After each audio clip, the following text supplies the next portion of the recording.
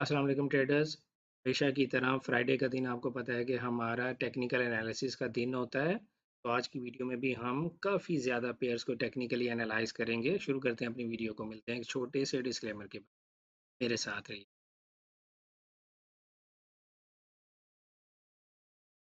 Welcome back traders. अस्सलाम वालेकुम। मैं हूं आपका दोस्त, आपका भाई, आपका कोच रियाज हुसैन। ट्रेडर्स, हम स्टार्ट करते हैं यूरो यूएसडी से। आज मैंने ना आप लोगों का कीमती टाइम बचाने के लिए पहले से ही एनालिसिस करके रखा हुआ है, ताकि हम ज़्यादा पेयर्स का एनालिसिस कर सकें। क्योंकि जब मैं आपके साथ लाइव एनालिसिस कर रहा होता हूं तो फिर टाइम इतना ज़्यादा कंज्यूम हो जाता है कि एक ही पेयर को कई दफ़ा 5-5 6-6 मिनट गुजर जाते हैं। तो आप लोगों को, क्योंकि मैं इतना ज़्यादा अपनी ट्रेडिंग स्ट्रेटजी के बारे में एजुकेट कर चुका हूँ कि मेरा ख़्याल है अब आप लोगों को ये अच्छे से आइडिया हो गया है कि हमने ट्रेड करने के लिए डेली बेसिस पे किन बातों का ख़्याल रखना होता है। लाइक जैसे हमने ट्रेंड देखना होता है, फिर हमने अपने लिए सपोर्ट या रेजिस्टेंस लेवल्स बनाने होते हैं, फिर हमने अपने लिए एंट्री ज़ोन्स वग़ैरह बनाने होते हैं, और फिर हमें वहाँ पर कोई ना कोई एंट्री रीज़न देखते हुए अपने लिए एंट्री को ट्रिगर करना होता है। तो ये सारी बातें आप लोग सुन-सुन के आप लोगों के कान पक गए होंगे, इसलिए मैं आज की वीडियो में एनालिसिस नहीं कर रहा हूँ। मैं डायरेक्ट आप लोगों के लिए सपोर्ट या रेजिस्टेंस लेवल्स निकाल के मैंने कुछ रखे हैं।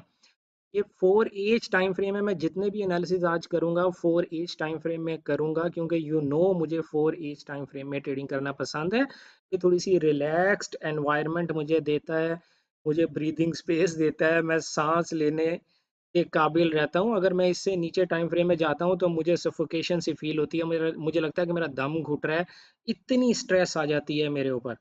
तो मैं तो आप लोगों को भी बार-बार ये रिकमेंड कर चुका हूँ कि यार, if you are a beginner, हालाँकि ये लफ्ज़ तो मुझे नहीं कहना चाहिए, क्योंकि प्रोफेशनल ट्रेडर्स भी 4 एज टाइम फ्रेम को बहुत पसंद करते हैं, लेकिन पर्टिकुलरली अगर आप बिगिनर हैं और अपने इस ट्रेडिंग जर्नी को स्टार्ट कर रहे हैं, तो ख़ास तौर पे यार 4 एज से स्टार्ट करें। 4 एज में अपना ट्रेंड स्ट्रक्चर और एंट्री जोन्स बनाया करें, और जब एंट्री रीज़न ढूंढनी हो तो 1 एज में 30 मिनट में या 15 मिनट में जाया करें। Let's start. Euro USD 4 H time frame. मैंने 1-2 दिन पहले आप लोगों के साथ अपनी एक लाइव ट्रेड भी शेयर की थी, जिसमें मैंने आप लोगों को बताया था कि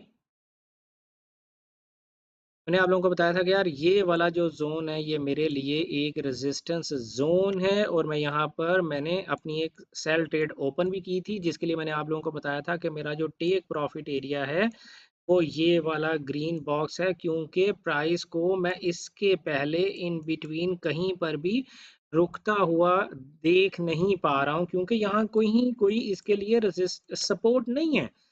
तो मुझे नहीं लगता कि प्राइस इस बॉक्स से पहले पहले कहीं पर भी आकर रुकेगी। और ये बॉक्स कौन सा था, ये मैंने आपको लास्ट टाइम बताया था कि इस जो प्राइस है वो 1.0446 से लेके 1.0507 डॉलर्स के दरमियान दरमियान ये जोन बनता है मेरा, और प्राइस को यहाँ तक आना ही होगा, क्योंकि मेरा टीपी यहाँ तक लगा हुआ है। खैर, एनीवे, सॉरी। तो करंट सूरत हाल ये है कि यूरो यूएसडी जो है वो स्ट्रांगली सेल है, आपको इसमें सेल ढूंढनी है। अब बात करने का मकसद ये है कि मैंने आपको ये तो बता दिया कि ये आपकी रेजिस्टेंस है, ये आपकी सपोर्ट है, और हमें हमें तभी एंट्री लेनी होती है जब प्राइस या रेजिस्टेंस में होती है या सपोर्ट में होती है। तो क्या हम यहाँ तक आने का इंतजार करें और कोई ट्रेड एंट्री ना लें? नहीं भाई, आप ट्रेड एंट्री लें, और कैसे लें कि देखिए, आपको आपका मेन बायस पता लग गया ना यार, कि आपका मेन बायस क्या है। सेल। आपको सेल फाइंड करनी है। तो जब आपको सेल फाइंड करनी है तो आप 5 मिनट में चले जाओ भाई, 15 मिनट में चले जाओ। जब कभी इस तरह का एक बुल स्ट्रक्चर जो कि अपर डायरेक्शन में जा रहा होता है, ये कभी ब्रेक होता है, तो आप बस, यानी 5 मिनट में जहां जहां आपको सेलिंग रीजन मिले, यहाँ पर ये ब्रेक हुआ, सेलिंग रीजन मिली, सेल ले लिया, ये ब्रेक हुआ, सेलिंग रीजन मिली, सेल ले लिया, फिर 5 मिनट में ये ब्रेक हुआ, सेलिंग रीजन मिली, सेल ले लिया, ये ब्रेक हुआ, सेलिंग रीजन मिली, सेल ले लिया।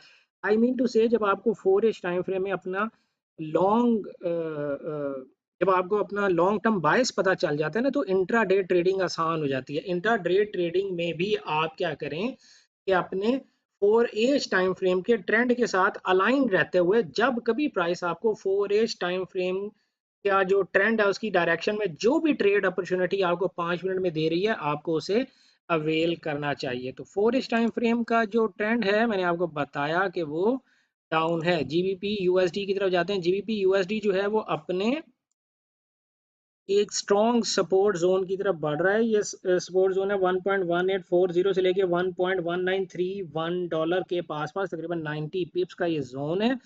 बड़े जोन भी हुआ करते हैं भाई, परेशान नहीं होना। लेकिन आप ये देखें कि ये जोन माजी में किस हद तक प्राइस ने इसको रिस्पेक्ट दी है। तो it becomes a very strong support zone to me. ये जो मैंने अभी भी आपको जोन बताया, इसके अंदर जब प्राइस तशरीफ लाए तो यहाँ पर आपको कोई ना कोई buying reason 15 minute time frame में देखनी चाहिए। ठीक हो गया। Let's go to USD CHF. USD CHF जो है वो अपने एक स्ट्रॉन्ग जोन, जो कि रेजिस्टेंस जोन थी उसके लिए, उसको ब्रेक करने की अटेम्प्ट कर रहा है। ये रेजिस्टेंस था 0.9259 से लेके 0.9291 डॉलर के दरमियान दरमियान।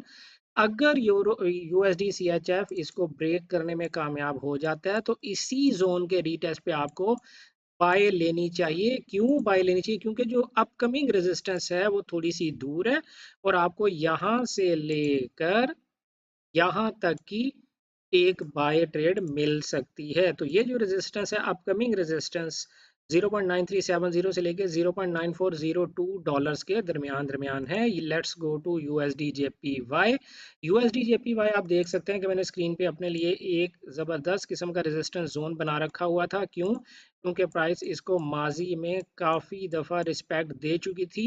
तो इसीलिए आपको पता है हमारा जो एंट्री जोन होता है वो वही होता है जिसको मार्केट ने प्रीवियसली एटलीस्ट 2 टाइम्स रिस्पेक्ट दी हो। तो अब यूएसडी जेपीवाई भी अपने रेजिस्टेंस जोन को ब्रेक करने जा रहा है और यहाँ से आपको एक लॉन्ग ट्रेड अपॉर्चुनिटी मिल सकती है। तो USD CHF and USD JPY में मैं आज लॉन्ग पोजीशंस देख रहा हूँ। यूएसडी जेपीवाई का जो नेक्स्ट टारगेट हो सकता है 137.46 डॉलर से लेके 138.35 डॉलर्स के दरमियान दरमियान। अगर प्राइस यहाँ से इसको ब्रेक करके और इसके रीटेस्ट पे आपको 15 मिनट में कोई लॉन्ग अपॉर्चुनिटी देती है तो you must avail this opportunity. AUD USD, परेशान नहीं होना चाहिए, अन्नी पा देंगे। मैं कहता हूँ यार, जब आप लोग एनालिसिस खुद भी कर रहे होते हैं ना तो इनफ टॉकिंग, वो कहते हैं ना, मैंने आपको काफ़ी कुछ समझा दिया। अब आप लोगों के साथ मिलकर एनालिसिस करते हैं ताकि आप लोगों के और मेरे एनालिसिस इन लाइन हो सकें और हम दोनों एक ही पेज पर आ सकें। तो एयूडी यूएसडी जो है, इसको ऑसी डॉलर भी कहते हैं। ये ना सोचिएगा कि यार मैं मुश्किल मुश्किल नाम क्यों नहीं लेता। मैंने आपको पहले बताया था कि मैं आसान आसान नाम लिया करूँगा। लोगों को अगर एयूडी यूएसडी मैं कह दूंगा तो उनकी सेहत पे क्या फ़र्क पड़ेगा, अगर ऑसी डॉलर कह दूंगा तो उनकी सेहत पे क्या फ़र्क पड़ेगा। कमाने तो पैसे हैं ना यार। तो इस तरह की बातों पे मत जाया करें। टर्म्स तो मैंने आज तक अपनी, आपको पता है, ट्रेडिंग में कभी इस्तेमाल ही नहीं की, जान के नहीं करता हूँ, क्योंकि रिलैक्स रखने की कोशिश करता हूँ आप लोग। यार एनीवे, आपको पता है कि ये भी काफ़ी ज़्यादा स्ट्रॉन्ग एक सपोर्ट थी प्राइस के लिए जब प्राइस यहाँ पर आई, क्योंकि प्राइस एक दफ़ा इस सपोर्ट से बाउंस ले चुकी थी। तो इट वाज एक्सपेक्टेड कि price is going to break this support now, क्योंकि ये सपोर्ट ऑलरेडी टेस्टेड हो चुकी थी इस टर्न में। तो अब प्राइस क्योंकि इसको ब्रेक करके नीचे क्लोजिंग दे चुकी है तो अब यहाँ से इसी के रीटेस्ट पे आप कोई ना कोई सेलिंग अपॉर्चुनिटी 15 मिनट में फाइंड करेंगे। सॉरी। और आपका जो टारगेट होगा वो ये वाला हमारा नेक्स्ट अपकमिंग सपोर्ट जोन होगा 0.6708 से लेके 0.6738 डॉलर्स के दरमियान दरमियान। वैसे तो मैंने इन सब के एनालिसिस करके रखे हुए हैं, लेकिन अपने लिए करके रखे हुए हैं।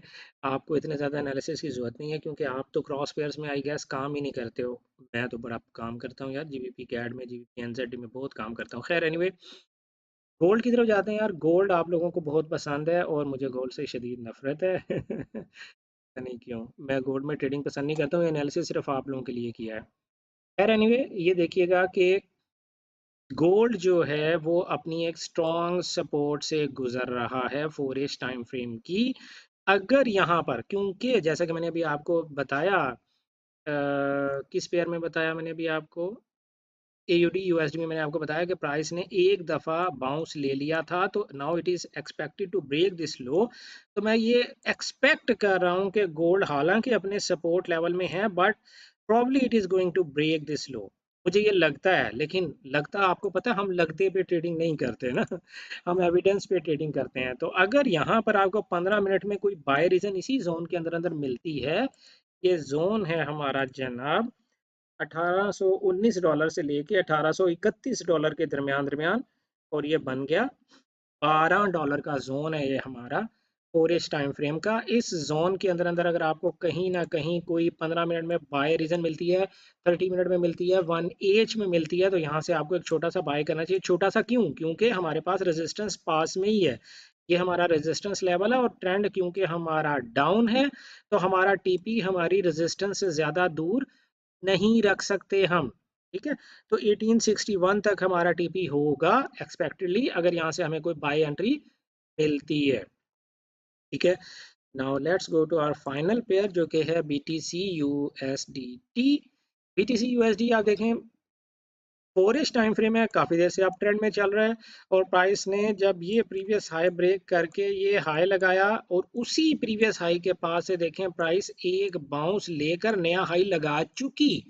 जब प्राइस ने ये नया हाई लगाया तो प्राइस के लिए ये क्योंकि रेजिस्टेंस एरिया था, सॉरी ये प्राइस के लिए सपोर्ट एरिया था, क्योंकि प्राइस इस प्रीवियस हाई को ब्रेक करके ये देखें प्राइस ने जब इस प्रीवियस हाई को ब्रेक किया तो इसके रीटेस्ट में हमें ऐसे यहाँ से कोई ना कोई लॉन्ग अपॉर्चुनिटी देनी चाहिए थी, लेकिन प्राइस ने हमें यहाँ से कोई लॉन्ग अपॉर्चुनिटी नहीं दी। इनफैक्ट नाउ प्राइस इस जोन को ना सिर्फ ब्रेक कर चुकी बल्कि इसके रीटेस्ट पे आपको एक अच्छी सेलिंग अपॉर्चुनिटी भी दे सकती है अप टू दिस लेवल। ये जो आपका आखिरी सपोर्ट लेवल है, अगर प्राइस 4 टाइम फ्रेम में इस लेवल को ब्रेक कर देती है जो कि 21,243 यानी $21,243 से लेके 21,672 यानी $21,672 के दरमियान दरमियान ये जोन बनता है। अगर प्राइस इससे ऊपर ऊपर जब तक है आपको लॉन्ग ट्रेड ही ढूंढनी है, लेकिन यहाँ से यहाँ तक कि आप शॉर्ट ट्रेड भी कैश करने की कोशिश सॉरी कर सकते हैं। लेकिन जब तक प्राइस इस जोन से ऊपर है आपका ट्रेंड 4 टाइम फ्रेम का अप ही है। प्राइस जो यानी BTC का जो ट्रेंड है वो डाउन नहीं हुआ है अभी भी। लेकिन मैं आपको ये ऑनेस्टली स्पीकिंग मैं आपको ये BTC में ये शॉर्ट रिकमेंड नहीं करूंगा, क्योंकि price still can do this, वो यहाँ से भी वापस जा सकती है ना, आप कुछ भी नहीं कर सकते, क्योंकि हमारा ट्रेंड अप है तो ट्रेंड की डायरेक्शन में ट्रेड लेने की कोशिश करें। अगर आप सेल में नहीं बैठना चाहते तो आप ज़्यादा से ज़्यादा क्या कर सकते हैं, ये जो इंटरनल स्ट्रक्चर्स होते हैं ना, इन इंटरनल स्ट्रक्चर्स के आसपास भी आप कोई ना कोई बाय रीजन ढूंढने की कोशिश कर सकते हैं। अगर इस इंटरनल स्ट्रक्चर को भी प्राइस ब्रेक कर देती है, जो कि ये इंटरनल स्ट्रक्चर है 23,250 से लेके $23,460 के दरमियान दरमियान, तो इन बिटवीन आपके पास कोई इंटरनल स्ट्रक्चर नहीं है, इसको भी प्राइस ब्रेक करे तो फिर इसके रीटेस्ट पे आप सेल ले सकते हैं, क्योंकि जो करीब तरीन स्ट्रक्चर है वो फिर 21,000 22,000 के पास पास जाकर आता है। ये हमारे आज के एनालिसिस थे, और ये किसी किस्म की कोई फाइनेंशियल एडवाइस नहीं थी आप लोगों को, ये सिर्फ मेरा एक ओपिनियन था कि मैं आज मार्केट को किस तरह से देख रहा हूँ। आप लोग अपने एनालिसिस खुद करें, अपने नफ़े और नुकसान के आप लोग खुद जिम्मेदार हैं। पाकिस्तान में रहते हुए अगर आप ट्रेडिंग करना चाहते हैं तो पाकिस्तान में इंटरनेशनल फॉरेक्स जो ये जो ब्रोकर्स हैं उनके साथ ट्रेडिंग बिल्कुल इलीगल है, बैन है। पाकिस्तान में आप सिर्फ और सिर्फ पाकिस्तान मर्केंटाइल एक्सचेंज या पाकिस्तान स्टॉक एक्सचेंज के साथ ट्रेडिंग कर सकते हैं, और बिलीव यू मी कि पाकिस्तान स्टॉक एक्सचेंज के साथ ट्रेडिंग करने में आपको बहुत मज़ा आएगा। मिलते हैं नई वीडियो में किसी नए कंटेंट किसी नए कॉन्सेप्ट के साथ, तब तक अपना ख्याल रखिएगा। Good luck, happy trading.